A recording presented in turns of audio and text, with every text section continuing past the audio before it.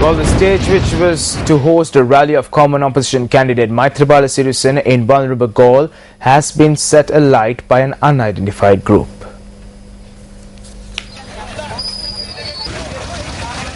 Police media spokesperson SSP Ajit Roda noted that a vehicle was also set on fire.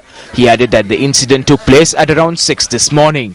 The police media spokesperson went on to note that investigations have commenced into the incident.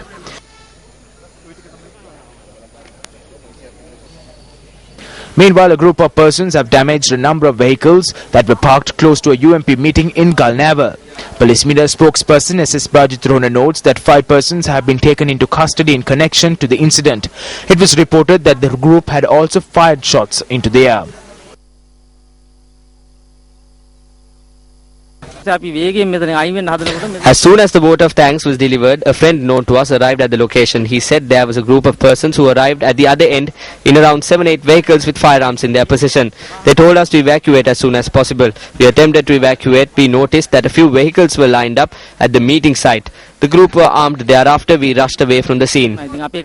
Transparency International says that the number of instances where public property has been misused for campaigning and propaganda purposes is on the rise ahead of the presidential election. Director of Transparency International, Attorney at Law S. Randunge notes that there is a direct support from senior officials of certain state institutions for this program.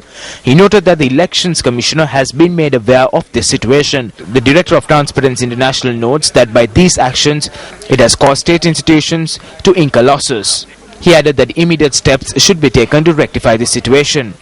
Meanwhile, a total of 76 complaints have been lodged with the Election Secretariat pertaining to the misuse of state property and the use of public sector officials for political purposes. The complaints unit at the Secretariat adds that 29 incidents relating to the transfers of state sector officials and 32 incidents relating to promotions and transits have been lodged as well. The Election Secretariat adds that all sectors have been informed in this regard. In the meantime, the calling for applications for those voters who require assistance to exercise their franchise at the forthcoming presidential election has commenced. The Election Secretariat notes that these applications will primarily focus on visually impaired and physically handicapped. The Election Secretariat also notes that applications should be handed over to the relevant district returning officers before the 31st of December. The Secretariat adds that those accompanying a voter who requires assistance should be above 18 years of age and should not be a representative of any political party. A certificate from a doctor confirming an applicant's medical condition should be produced when submitting the application.